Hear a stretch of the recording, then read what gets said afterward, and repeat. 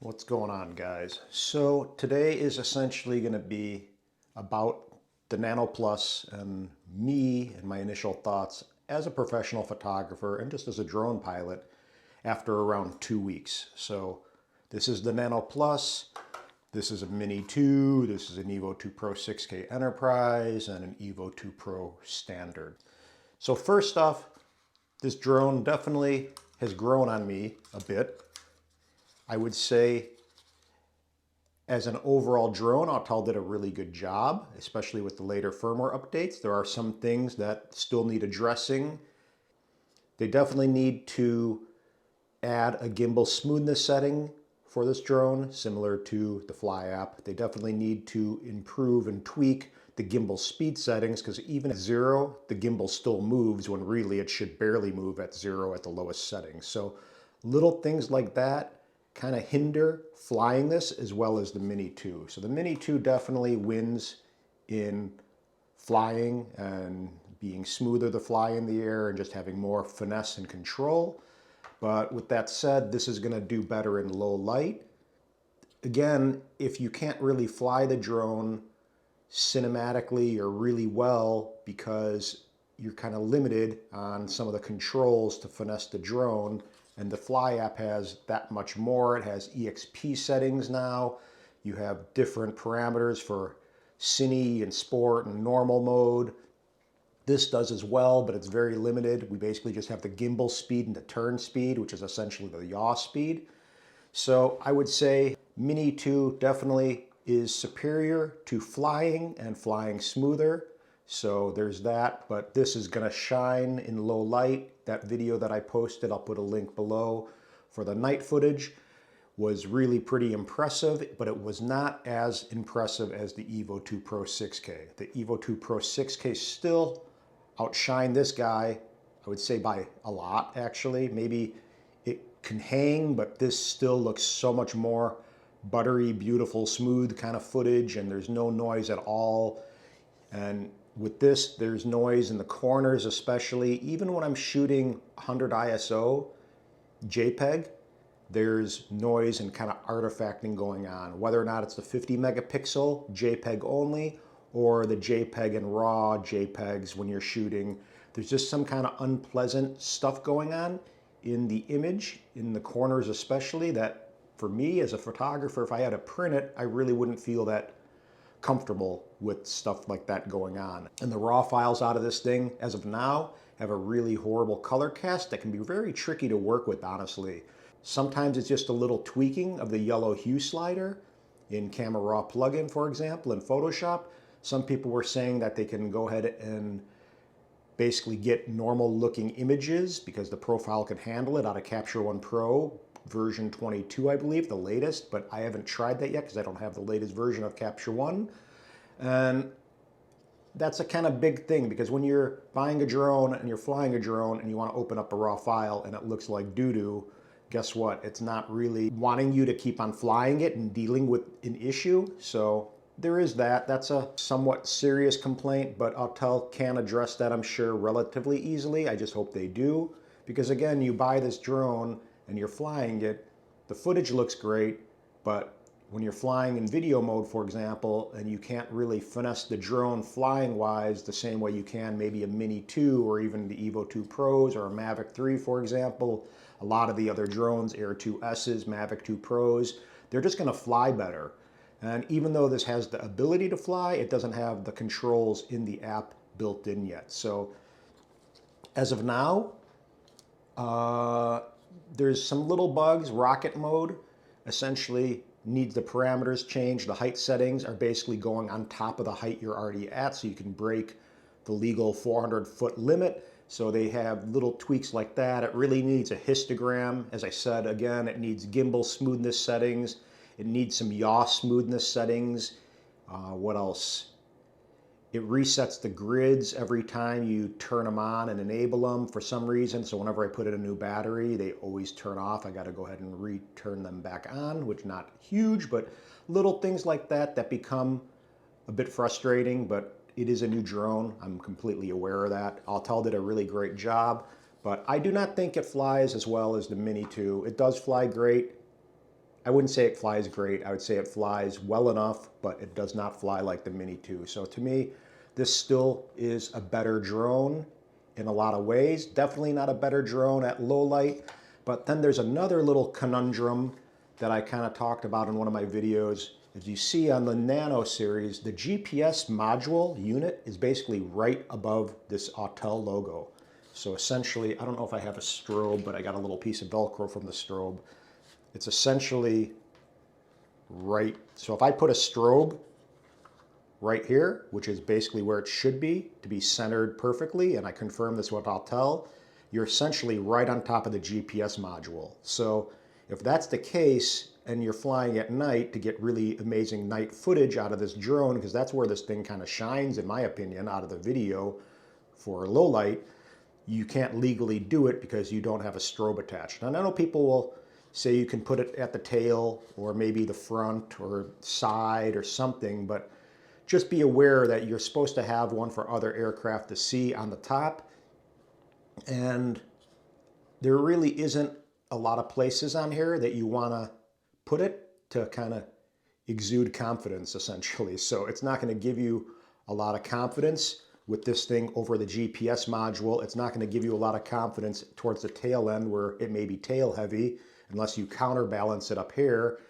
So it's just, I don't know, I wouldn't really trust flying this at night without a strobe. But so to me, the safest way to fly this drone, of course, at night legally is with a strobe.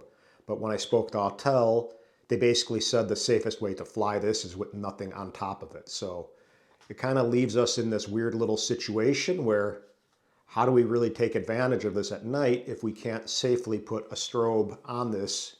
And when I had this strobe attached like so, basically over the GPS area, I was experiencing really, really horrible GPS lock. So I know something seemed to be affecting it more so than normal. And I was going to actually talk about that, but then I found out that's where the GPS module was, and that was probably why it was doing that badly that night in the city. So, you know, for me, I'm going to most likely sell this guy because I still enjoy, for what I need, a little 249 gram drone. Mind you, this has geofencing, but honestly, I don't really care because this is one of those types of drones that I'm going to bring out when I just want to get some easy shots. There's nothing really pressing. If something happened where I wasn't able to get in the air, for example, so be it. I'll take some pictures on the ground. Or if I really wanted to get a shot, I'll just make sure I have an Evo 2 Pro with me. I have two Evo 2 Pros sitting here, and that's essentially it. So if you don't have an Evo 2 Pro or an Autel with no geofencing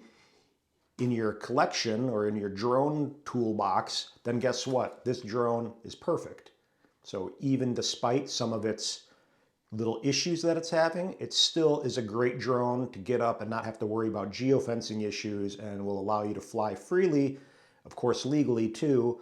So pay attention to the airspace. But at the same time, for myself, I have two drones that I really, really love sitting right here, and they're going to still exceed this Nano Plus, in my opinion, leaps and bounds in regards to night shots and also in regards to still photography. So if I'm going to take a still picture with this, it's going to smoke this guy. That's just the reality. This can do a decent job, but this is going to be the best drone. It's an animal for photography. It's the best photographic drone. I said it a bunch of times before, but I got two of these guys right here. So for me, this is not necessary. I already have the Mini 2, which I actually really like. And for getting random little footage for social media and all that kind of stuff, it still shoots 4K. The images are still good enough. I could still work with it. If I needed to up-res a shot that I got to print, I could do it with this because I know what I'm doing. And that's really it. I don't know what else I can talk about. The battery life is not amazing. It's very comparable to a Mini 2, for example. So essentially very similar drones. You can see I've kind of taken pictures before with both of them, but they're very similar. This, again, still feels more solid than this guy. To me, it feels a little bit more, you know, plasticky. This feels a little bit more, probably just because of the finish. There's kind of a more textured, solid, stiffer finish on the Mini 2. I think the props feel better on the Mini 2 as well. This guy does not seem to do well in high winds. So I think the Mini 2 still feels stronger in winds. A lot of people will say you shouldn't be flying these in windier days, but we gotta be realistic.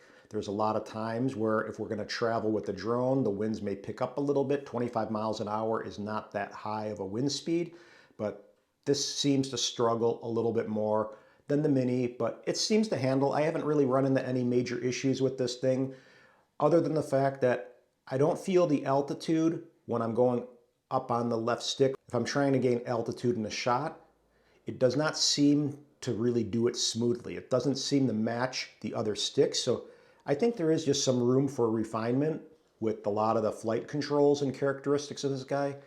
So it seems to just not yaw smoothly. Again, we don't have the yaw smoothness setting. The gimbal speed seems to be kind of off. We don't have the gimbal smoothness setting.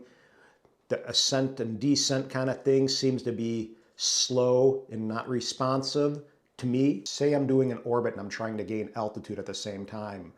It doesn't seem to want to raise up even if I'm full stick, like to match the other side of the movement. So it's hard to explain, but it's just a feeling, but there is room for improvement on that. So to wrap this up, a really good drone. Definitely better than the Mini 2 in regards to low light footage. Definitely not as good as the Mini 2 in regards to how it flies. Battery life is very comparable. No geofencing. Geofencing, this drone really hasn't gotten me into any trouble with that because I don't really fly this for major stuff. So if it doesn't want to take off, for example, because there's some kind of geofencing in place, I'm not really that upset. But some of the footage I got in the city where I was exceeding the height limit that the Mini 2 could do because of the geofencing, this again, of course, will shine. This has obstacle avoidance. I didn't really touch on that. This does not. To me, that's not that big of a deal, but I have to admit, it is nice to have that little added extra piece of confidence with the obstacle avoidance, especially if you're new to flying drones. And I would imagine the Mini 3 100% is going to have some kind of obstacle avoidance with it and probably have a similar sensor to the Autel. And again, even if it is comparable or a better drone, the reality is this does not have geofencing, and that's the biggest piece of the puzzle to sell this guy to someone. But these two don't have geofencing, so I don't really feel I need this thing. So I'm going to sell it and kind of move on. But good drone, Nano Plus after roughly 2 weeks. I'm enjoying it. I'm not enjoying the fact that I got to work around the raw kind of crap. That's not really fun. I'm not enjoying that I can see a shot and not get super smooth movements because it's kind of not flying great because of the limitations in the app. And I guess that's it. I mean, for now, this guy's gonna go. If it's for sale, I'll probably sell it for $950. I got the premium bundle. I got a hard case. I have Autel care. I used one of them when I clipped the tree and it went into the snow. So if anyone is interested, simply hit me up. Aloha. Hope this helps and makes your decision making a little bit easier and a little bit more clear on whether or not you want a Nano Plus or a Nano in your life. But remember, if you don't have an Autel drone, this is a great drone to get into the platform and to try and experience the company. I don't think anyone, a friend of mine in Hawaii recently bought one, never had an Autel, and he seems to be enjoying it. And the fact that he doesn't have geofencing in place and that he can launch in some areas where he normally wasn't able to is probably the biggest thing that he's noticing and really, really happy about. So no geofencing for the win, but if you do have other Autel drones, I would say this is probably not the drone for you unless you really want a mini 249 gram drone. I would say the Light Plus is probably going to be the way better drone for low light. So I haven't flown a Light Plus, but I think that is the ticket. I don't really love these light powered drones so much because again, you can get into winds and stuff where it just does not handle and you can feel it and it doesn't really give you a lot of confidence in the air. So that's it, guys. Aloha, subscribe if you got anything out of it. And until next time, peace. Bye.